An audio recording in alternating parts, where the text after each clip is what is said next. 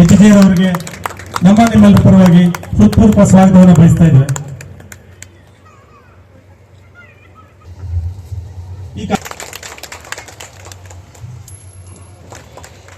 ಈ ಕಾರ್ಯಕ್ರಮದಲ್ಲಿ ಶ್ರೀ ನಾರಾಯಣ ಸ್ವಾಮಿ ಈ ಒಂದು ಕಾರ್ಯಕ್ರಮಕ್ಕೆ ಆಗಮಿಸಿದ್ದಾರೆ. ಅವ್ರಿಗೂ ಕೂಡ ನಿಮ್ಮೆಲ್ಲರ ಪರವಾಗಿ ಸ್ವಾಗತವನ್ನು ಬಯಸ್ತಾ ಇದ್ದೇವೆ. ಜೊತೆಗೆ ನಮ್ಮ ಕೆಜಿಎಫ್ ತಾಲೂಕಿಗೆ ಈ ಒಂದು ಕಾರ್ಯಕ್ರಮದಲ್ಲಿ ನಿಮ್ಮೆಲ್ಲರ ಪರವಾಗಿ ಸ್ವಾಗತವನ್ನು ಬಯಸ್ತಾ ಇದ್ದೇನೆ. 35ನೇ ಜನ್ಮ ದಿನಾಚರಣೆ ಇವತ್ತು ಕಾರ್ಯಕ್ರಮ ಇದೀಗ ತಾನೇ ಬೌದ್ಧ ಭಿಕ್ಕುಗಳ ಮುಖಾಂತರ ಪೂಜೆಯನ್ನು ಮಾಡುವ ಮುಖಾಂತರ ಇವತ್ತು ಪ್ರಾರಂಭ ಮಾಡಿಕೊಂಡಿದ್ದೇವೆ. ಜೊತೆಗೆ ನಮ್ಮ ಕೆಜಿಎಫ್ ತಾಲೂಕಿನ ದಲಿತ ಗಾಯಕರು ಕಲಾ ತಂಡಗಳಿಂದ ಕ್ರಾಂತಿ ಗೀತೆಗಳು ಕೂಡ ಹೊರಹೊಮ್ಮುತ್ತಾ ಇದೆ.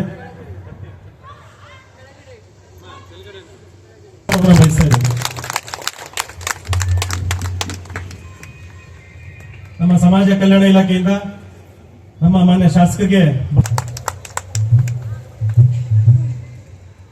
ಈ ಕಾರ್ಯಕ್ರಮದಲ್ಲಿ ತಹಸೀಲ್ದಾರರು ಹಾಗೂ ತಾಲೂಕು ದಂಡಾಧಿಕಾರಿಗಳು ಸಂವಿಧಾನ ಪೀಠಿಕೆ ಭಾರತದ ಪ್ರಜೆಗಳಾದ ನಾವು ಭಾರತವನ್ನು ಸಾರ್ವಭೌಮ ಸಮಾಜವಾದಿ ಜಾತ್ಯತೀತ ಪ್ರಜಾಸತ್ತಾತ್ಮಕ ಗಣರಾಜ್ಯವನ್ನಾಗಿ ರೂಪಿಸುವುದಕ್ಕಾಗಿ ಭಾರತದ ಎಲ್ಲ ಪ್ರಜೆಗಳಿಗೆ ಸಾಮಾಜಿಕ ಆರ್ಥಿಕ ಮತ್ತು ರಾಜಕೀಯ ನ್ಯಾಯವನ್ನು ವಿಚಾರ ಅಭಿವ್ಯಕ್ತಿ ನಂಬಿಕೆ ಧರ್ಮ ಮತ್ತು ಉಪಾಸನೆ ಸ್ವಾತಂತ್ರ್ಯವನ್ನು ಸ್ಥಾನಮಾನ ಮತ್ತು ಅವಕಾಶಗಳ ಸಮತೆಯನ್ನು ದೊರೆಯುವಂತೆ ಮಾಡುವುದಕ್ಕಾಗಿ ವ್ಯಕ್ತಿ ಗೌರವ ದೇಶದ ಏಕತೆ ಮತ್ತು ಸಮೃದ್ಧಿಗಾಗಿ ಎಲ್ಲರಲ್ಲಿ ಭ್ರಾತೃತ್ವ ಭಾವನೆಯನ್ನು ಮೂಡಿಸುವುದಕ್ಕಾಗಿ ದೃಢ ಸಂಕಲ್ಪ ಮಾಡಿ ನಮ್ಮ ಸಂವಿಧಾನ ಸಭೆಯಲ್ಲಿ 1949ನೇ ಇಸವಿಯ ನವೆಂಬರ್ ತಿಂಗಳ 26ನೇ ದಿನದಂದು ಈ ಸಂವಿಧಾನವನ್ನು ನಮಗೆ ನಾವೇ ಅರ್ಪಿಸಿಕೊಂಡು ಅಂಗೀಕರಿಸಿ ಶಾಸನವಾಗಿ ವಿಧಿಸಿಕೊಂಡಿದ್ದೇವೆ.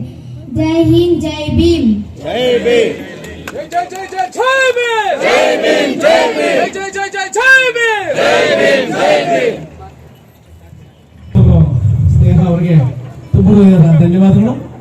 ವಿಶೇಷವಾಗಿ ಧ್ಯಾನ ಮಾಡಿರ್ತಕ್ಕಂಥ ಡಾಕ್ಟರ್ ನಾರಾಯಣಸ್ವಾಮಿ ಅವರನ್ನ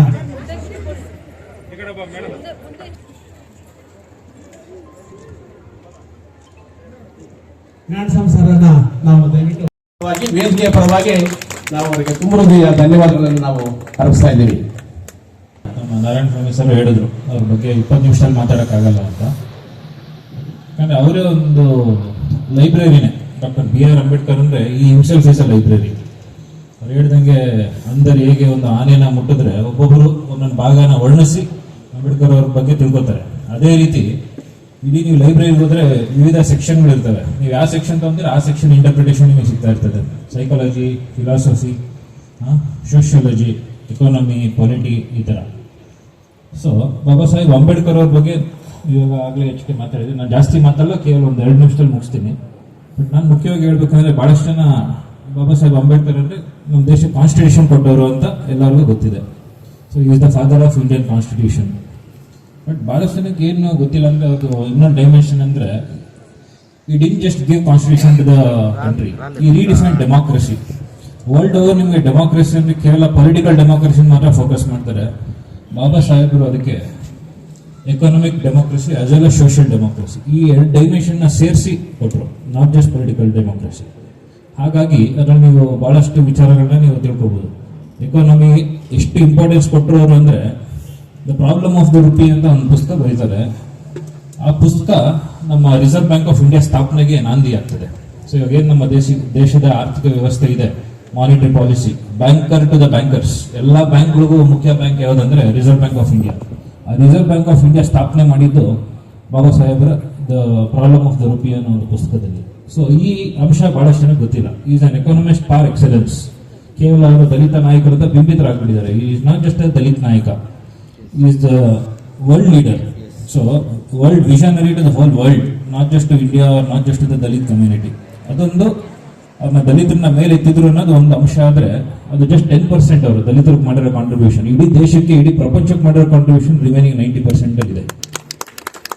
ಸೊ ಈ ಆಂಗಲ್ ಇಂದ ನಾವು ನೋಡ್ಬೇಕು. ಸೊ ಅವ್ರು ಏನ್ ಮಾಡಿದ್ರೆ ಅವ್ರದ್ದು ವೇ ಆಫ್ ಲೈಫ್ ಹೇಗೆ ಯಾವುದೋ ಒಂದು ಪ್ರಾಬ್ಲಮ್ ಐಡೆಂಟಿಫೈ ಮಾಡ್ತಿದ್ರು. ಸಮಾಜದಲ್ಲಿ ಏನೋ ಇನ್ಇಕ್ವಾಲಿಟಿ ಇದೆ ಅಂದ್ರೆ ಅದ್ರ ರೂಟ್ ಕಾಸ್ ನ ಕಂಡುಹಿಡಿತಾ ಇದ್ರಂತೆ ಅವರು. First what is the root cause of this particular problem, untouch ಏನಕ್ಕೆ ಬಂತದ್ದು. ಆಮೇಲೆ ಅದಕ್ಕೆ use to design systems, is more of a systems designer.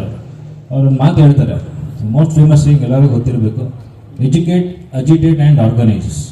Educate ಆಗಿ ಅವಾಗ ನಿಮಗೆ ಗೊತ್ತಾಗ್ತದೆ ಏನು ಪ್ರಾಬ್ಲಮ್ಸ್ ಇದೆ ಅಂತ. Then you agitate, then you organise, ಸಂಘಟಿತರಾಗಿ. ಸೊ ಸಂಘಟನೆಗೆ ಜಾಸ್ತಿ ಒತ್ತು ಕೊಟ್ಟರು ಅವರು. ಸಂಘಟನೆ ಸುಮ್ಮನೆ ಆದರೆ ಸಂಘಟನೆ ಅಂತ ಹೇಳಲ್ಲ. ಎಜುಕೇಷನ್ ಇರಬೇಕು, ಅದಕ್ಕೆ ಅವೇರ್ನೆಸ್ ಇರಬೇಕು, ರೈಟ್ ಕಾಸ್ ಇರಬೇಕು, ರೈಟ್ ಡೈರೆಕ್ಷನ್ ಇರಬೇಕು. ಆಗ ಅಂಬೇಡ್ಕರ್ ಅವರ ದಾರಿಯಲ್ಲಿ ನಡೆಯೋದಕ್ಕೆ ಎಲ್ಲರಿಗೂ ಒಂದು ಮಾರ್ಗದರ್ಶನ ಸಿಕ್ತಂತಾಗ್ತದೆ. ಆಮೇಲೆ ಅವ್ರು ಇನ್ನೊಂದು ಹೇಳ್ತಾರೆ, is more of a systems designer. ಹೇಗೆ, ಏನಕ್ಕೆ ಅಂದರೆ, so what is real power ಅಂದರೆ,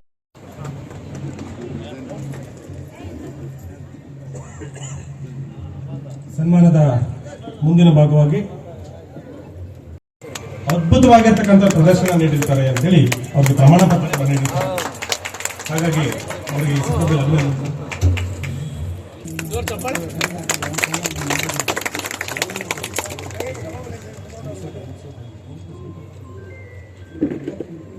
ಇರ್ತಕ್ಕಂಥದ್ದು ಒಂದು ಹೆಮ್ಮೆಯ ವಿಷಯ ಅಂತ ಈ ಸಂದರ್ಭದಲ್ಲಿ ಹೇಳಿಕೆ ಬಯಸ್ತಾ, ಪುರಸ್ಕಾರಗಳು ಇನ್ನಷ್ಟು ಲಭಿಸಲಿ ಅಂತಕ್ಕಂಥದ್ದೇ ನಿಮ್ಮೆಲ್ಲರ ಆಶಯ. ಇರ್ತಕ್ಕಂಥ ಎಲ್ಲರ ಗಣ್ಯರ ಪರವಾಗಿ ಶ್ರೀ ಮಂಜುನಾಥ್ ಅವರು, PSI ರವರು, ಆನಂದಸಂಪೇಟೆ ಪೊಲೀಸ್ ಠಾಣೆ ಇವರಿಗೆ ಮಾಡ್ತಾ ಇದ್ದೀವಿ. ಅರ್ಥಪೂರ್ಣ ಕಾರ್ಯಕ್ರಮ ಆಗಬೇಕು ಅಂತ ಪ್ರತಿ ಸಂದರ್ಭದಲ್ಲೂ ಕೂಡ ಪೂರ್ವಭಾವಿ ಸಭೆ ಮಾಡಿದಾಗ ನಮ್ಮ ಸೋದರರು, ಸಂಘಟನೆಯ ಮುಖಂಡರು, ಸಂಘಟನೆಯಲ್ಲಿ ಚತುರತೆ, ಸೇವೆ, ಸೇವಾ ಮನೋಭಾವ, ರಕ್ಷಣೆ ಮಾಡುವ ಒಂದು ಸಂಕಲ್ಪ, ಸಮಸ್ಯೆಗಳನ್ನ ಮೆಟ್ಟು ನಿಲ್ಲುವ ಅಂತ ಒಂದು ದೃಢ ಆಲೋಚನೆಗಳಿಟ್ಕೊಂಡಿರೋರನ್ನ ಕೂಡಿ ಮಾತಾಡಿ ಪೂರ್ವಭಾವಿ ಸಭೆಯಲ್ಲಿ ಯಾವ ರೀತಿಯ ಒಂದು ಅರ್ಥಪೂರ್ಣವಾಗಿರೋ ಕಾರ್ಯಕ್ರಮ ಮಾಡಬೇಕು. ಇದನ್ನ ಅಂಬೇಡ್ಕರ್ ಅವರ ಜಯಂತಿಯನ್ನ ನಾವು ಇವತ್ತು ನಾವು ಮಾಡೋ ಅಂಬೇಡ್ಕರ್ ಜಯಂತಿಯ ಕಾರ್ಯಕ್ರಮ ಮುಂದಿನ ದಿನಗಳಿಗೆ, ಮುಂದಿನ ಭವಿಷ್ಯದ ದಿನಕ್ಕೆ ಅದು ಇನ್ನೂ ಅರ್ಥಪೂರ್ಣವಾಗಿರುವಂತ ಕಾರ್ಯಕ್ರಮಗಳಾಗಬೇಕು ಅಂತಂದ್ರೆ ನಮ್ಮಲ್ಲಿ ಆಲೋಚನೆ ಮತ್ತೆ ವಿಚಾರವಂತಿಕೆ ಇರಬೇಕು ಅನ್ನುವಂತ ಒಂದು ಆಲೋಚನೆ ಮೇಲೆ ನಾವು ಈ ಕಾರ್ಯಕ್ರಮನ ಮಾಡ್ತಾ ಇದೀವಿ. ಈ ಕಾರ್ಯಕ್ರಮಕ್ಕೆ ಅರ್ಥ ಕೊಡ್ಲಿಕ್ಕೋಸ್ಕರ ಬಹಳ ಜನ ತಾಯಂದ್ರು, ಅವರು ಆಶಾ ಕಾರ್ಯಕರ್ತರಾಗಿರ್ಬೋದು, ಅಂಗನವಾಡಿ ಶಿಕ್ಷಕಿಯರಾಗಿರ್ಬೋದು, ಸಹಾಯಕರಾಗಿರ್ಬೋದು, ಸಂಘಟನೆಯಲ್ಲಿ ಗುರುತಿಸ್ಕೊಂಡಿರುವಂತ ಹೆಣ್ಮಕ್ಳು ಆಗಿರ್ಬೋದು, ಈ ದಿನ ಈ ಕಾರ್ಯಕ್ರಮಕ್ಕೆ ಬಂದಿರುವಂತದ್ದು ಬಹಳ ವಿಶೇಷತೆಯನ್ನ ತೋರಿಸ್ತಾ ಇದೆ.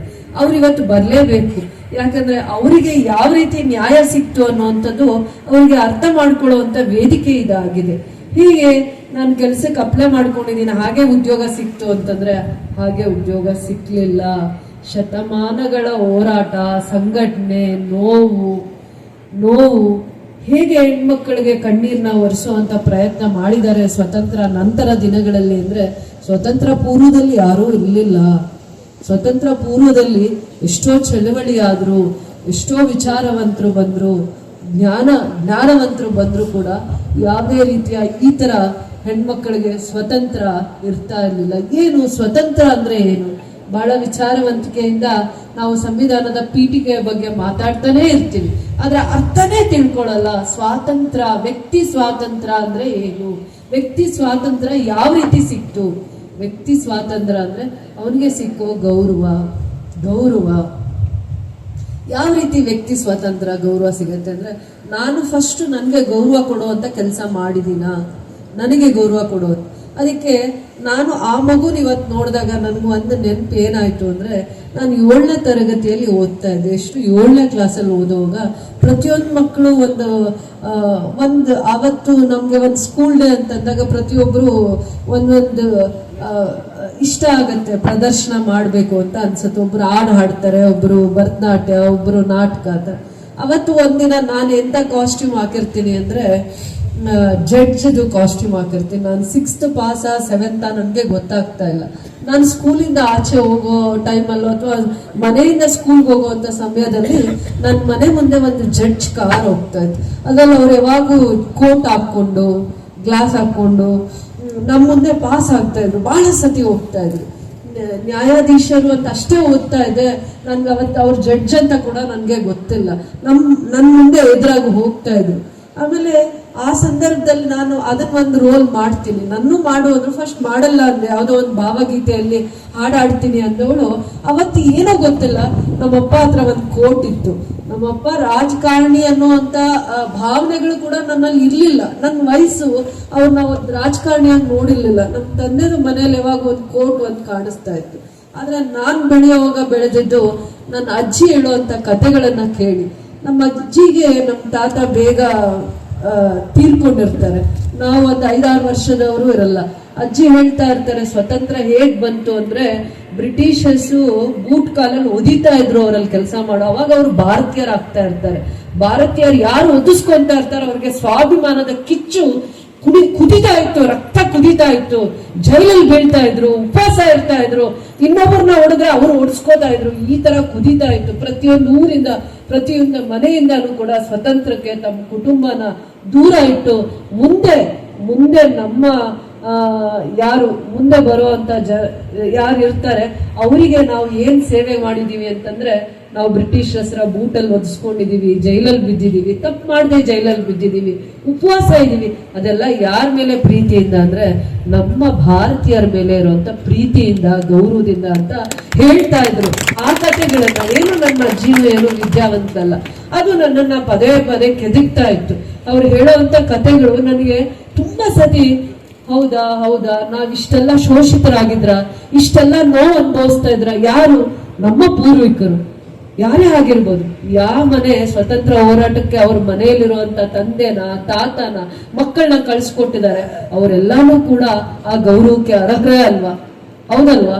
ಯಾಕೆ ಅಂದ್ರೆ ನಮ್ಮ ಇಂದಿನ ಇವತ್ತೇನು ನಾವಿದೀವಿ ಈ ಪೀಳಿಗೆ ನೋವಿಂದ, ಅವಮಾನದಿಂದ, ಕಷ್ಟಗಳಿಂದ ನರಳಬಾರದು ಅನ್ನೋ ಒಂದೇ ಒಂದು ಕಾರಣ ಅವತ್ತು. ಸುದ್ದಿ ಕಿರಣ ವಾಹಿನಿಗೆ ಸ್ವಾಗತ. ನಮ್ಮ ವಾಹಿನಿಯ ಪ್ರತಿಯೊಂದು ವಿಡಿಯೋ ನೀವು ನೋಡಬೇಕಾದರೆ ಈ ಕೂಡಲೇ ಸಬ್ಸ್ಕ್ರೈಬ್ ಮಾಡಿ, ಬೆಲ್ ಐಕಾನ್ ಪ್ರೆಸ್ ಮಾಡಿ, ಆಲ್ ಅಂತ ಸೆಲೆಕ್ಟ್ ಮಾಡಿ.